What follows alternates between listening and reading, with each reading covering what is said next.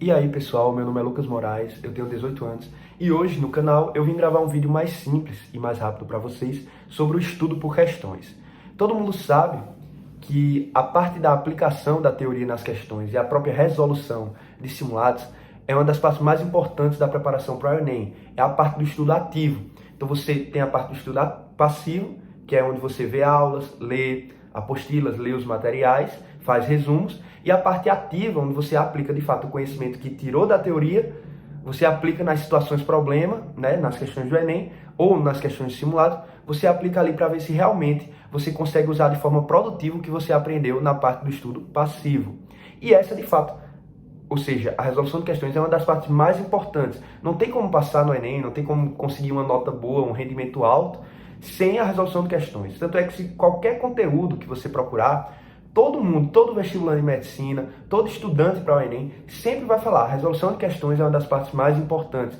E todos geralmente resolvem muitas questões, né? Tem youtubers aí que já bateram mais de 25 mil questões de resolução na preparação durante um ano. Então, hoje eu vim assim falar para vocês no geral como eu me comportei em relação à resolução de questões e como eu dividia, né, essas questões durante a minha preparação, como eu organizava, a sequência que eu fazia, questões do Enem, questões de outros vestibulares, simulados e tudo mais. Então vamos lá. Primeiramente, eu nunca estudei só por questões. Então, por mais que tenha pessoas que como estão se preparando há um tempo longo, como, né, estão há 1 ano, 2 anos, 3 anos tentando no cursinho, muitas pessoas dessas, elas acabam vendo muita teoria durante muito tempo. Então chega um ponto que elas acham que não vale mais a pena assistir aulas, ler materiais, porque elas já absorveram muito conteúdo durante todo esse tempo de preparação. Então elas gostam mesmo de revisar e de aplicar nas questões. Eu nunca fiz isso. Por mais que eu tivesse base no primeiro e no segundo ano do ensino médio, eu nunca deixei de reforçar a parte do estudo passivo, a parte dos meus resumos. Eu fazia resumos não tão detalhados, não tão organizados, mas sim ali focando nos conceitos, nos termos importantes, nos desenhos. Às vezes eu fazia alguns desenhos, principalmente em física, para ilustrar algumas situações, para entender algumas situações problema e etc. Mas eu nunca deixei de ver aula, de fazer alguns resumos de assuntos importantes e de ler apostilas, principalmente linguagens e humanas. O primeiro dia sempre estudei lendo. E a parte do segundo dia geralmente foram aulas, mas natureza, às vezes, quando eu sentia necessidade, eu li algumas apostilas para revisar. Agora, a parte de resolução de questões, como eu assinei o A Prova Total, que eu ainda vou gravar um vídeo sobre a plataforma, na plataforma, eles dividem as questões de acordo com a sequência de dificuldade. Então, primeiramente, você começa com questões fáceis, que tem uma alta porcentagem de acerto lá na plataforma, e depois você vai evoluindo e aprofundando com questões mais difíceis.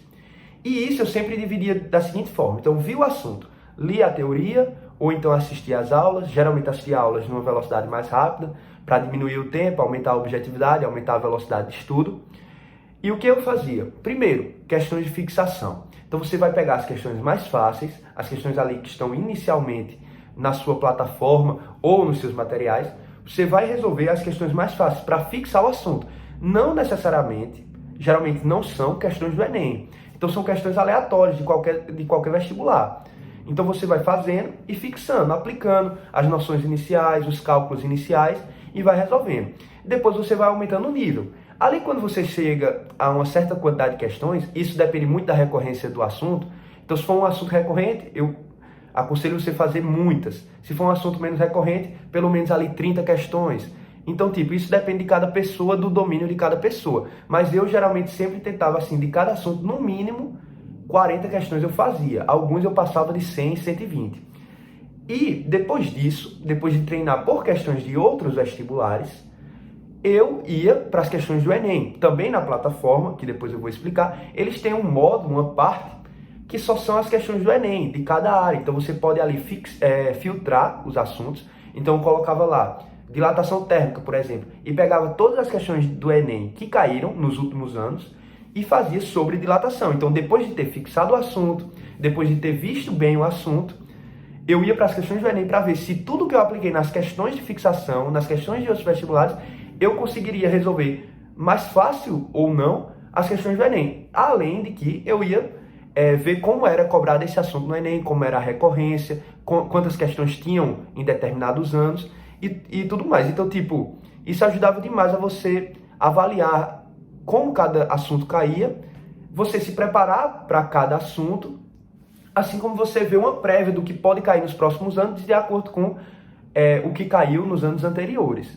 Depois de fazer as questões do Enem, então, né, sempre eram questões de fixação, fazia ali cerca de 50 a 60 questões, dependendo do assunto, pulava para as questões do Enem, aí eu via como era a recorrência, via como era a dificuldade, via situações, porque o Enem trabalha muito com situações problema, então você tem que ter experiência. E, por último, agora vem os simulados. Então, fora as provas antigas, que tem as questões do Enem, os simulados são importantes para você ver questões, para revisar a aplicação da teoria em algumas questões inéditas. Então você pega o simulado do SAS, do Bernoulli, do poliedro, você vai ali encontrar, por exemplo, o assunto que eu comentei, dilatação térmica, então você fixou o assunto nas questões, depois aplicou nas questões do Enem, e agora você vai para questões de simulados, que são baseados no Enem, que você vai encontrar situações novas, valores novos, e você vai aplicar o conhecimento que você teve inicialmente nessas questões novas. E futuramente, quando cair no Enem, você vai saber de fato se sabia ou não, entendeu? E isso você pode ver como é importante analisando, por exemplo, o Enem 2021. No Enem 2021 caíram 4 questões de botânica, ninguém esperava isso.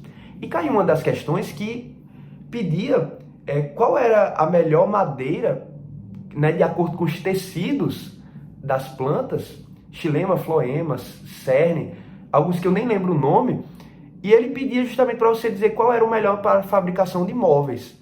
E tipo, isso se você tivesse, por exemplo, só feito as questões do Enem de botânica, você não saberia resolver. Se você só tivesse estudado por questões, possivelmente também você não saberia fazer. Era uma questão que exigia teoria, porque você precisava conhecer os tecidos, assim como você precisava ter resolvido outras questões, principalmente questões que não eram do Enem, porque nunca caiu do Enem essa cobrança. Assim como caiu o lançamento oblíquo, de cálculo. Já tinha caído o lançamento horizontal, acho que no Enem 2020, mas só uma questão teórica de análise de trajetória. Mas esse ano caiu com cálculo, com velocidade, para você ver a altura, a velocidade inicial.